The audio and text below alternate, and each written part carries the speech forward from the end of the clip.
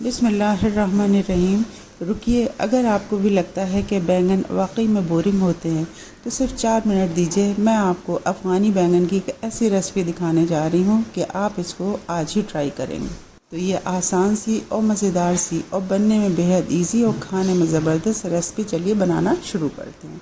इसके लिए हमें चाहिए, देखिए, टमाटर, हरी मिर्चें आप ऐसी लीजिएगा जो कम तीखी होती हैं, अगर आपको तीखी पसंद है वो भी ले सकते हैं। बैंगन लिया है मैंने, एक बड़ा वाला साइज़ का बैंगन लिया है, और यहाँ पर मैंने प्याज ले ली है और लहसुन को छील के ले लिया है। आलू को छील के वॉश कर लिया है।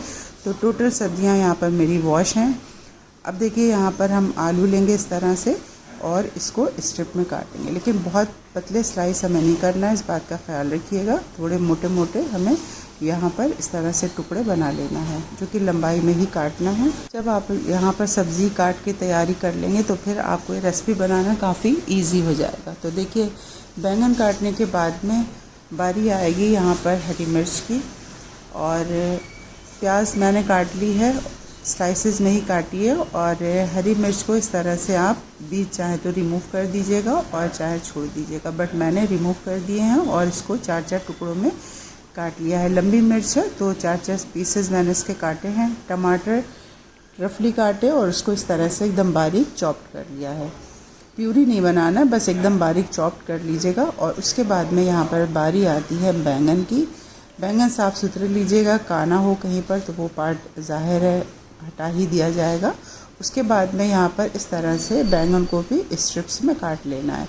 थोड़ा सा, कम से कम आधे इंच से मोटा काटिएगा, जिससे कि फ्राई करने में बिल्कुल ही लचपचा सा ना हो जाए।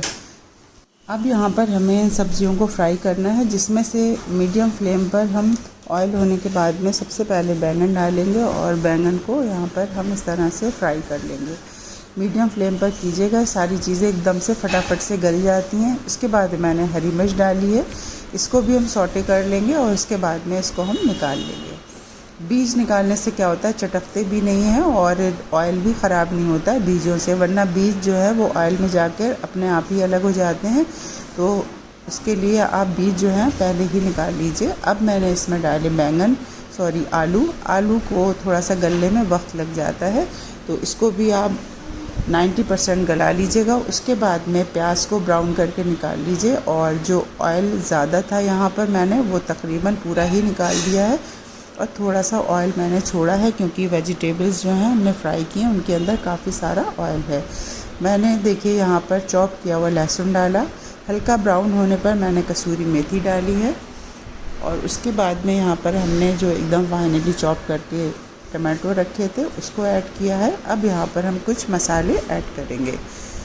लो फ्लेम पर यहाँ पर आप इन सब्जियों को पकाइएगा। उसके बाद मैंने नमक डाला है, थोड़ा मैंने पिसा होममेड गरम मसाला यूज़ किया है, भुने ज़ीरे के पाउडर, चिली फ्लेक्स, धनिया पाउडर, हल्दी, लाल मिर्च, और उसके बाद में यहाँ पर देखिए हम थोड़ा सा बीट किया हुआ दही भी ऐड कर रहे हैं। इससे बड़ा ही अच्छा टेस्ट आ जाता है और इन्हेंस हो जाता है टेस्ट। इसके बाद में इस दही के साथ में लो फ्लेम पर हम मसालों को अच्छी तरह से भूनेंगे। क्योंकि मैंने यहाँ पर ऑयल कम यूज़ किया है, क्योंकि काफ़ी सब्जियों में ऑयल है, इसलिए हल्का ही छुटेगा। भूनने के बाद टमाटर से भी जितना भी पानी है वो रिलीज़ हो जाएगा। अच्छे से भून लेने के बाद में ये जो हमने वेजिटेबल्स फ्राई करके रखी थी, इसको एक एक करके इसके अंदर हम ऐड कर देंगे। क्योंकि तकरीबन 90% वेजिटेबल गली हुई हैं, तो इसको गलाने में बहुत ज़्यादा वक्त नहीं लगेगा, उलट पुलट करने में ही अच्छे से गल जाएंगी। अच्छे से मसाला इसके ऊपर कोट होने दीजिए और ऊपर नीचे इसको चलाते रहिए मिक्स करते हुए।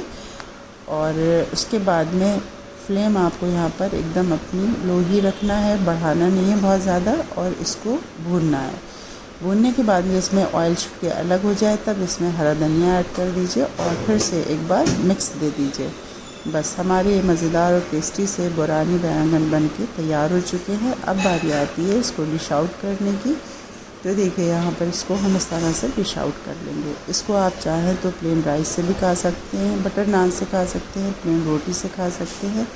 जैसा आपका दिल चाहे इसको खाइए और अपना फीडबैक देना बिल्कुल नहीं भूलिए।